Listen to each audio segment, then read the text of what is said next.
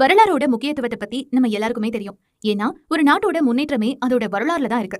நம்ம எல்லாருக்குமே நம்மளோட முன்னோர்களை பத்தியும் அவங்க வாழ்ந்த வாழ்க்கை முறைய பத்தியும் தெரிஞ்சுக்க வேண்டியது நம்மளுடைய கடமையில ஒண்ணு. ஏன்னா நம்மளோட அடையாளமே நமக்கு தெரியாம புதுசா ஒரு அடையாளத்தை நம்மளால உருவாக்க முடியாது. அதனாலதான் அகழாய்வுகள் பல இடத்துல இப்பவும் நடந்துகிட்டு இருக்கு. அழிஞ்சு போன விஷயங்களை கண்டுபிடிக்கிறதால இப்ப என்ன ஆக போகுது அப்படின்னு சிலர் யோசிக்கலாம்.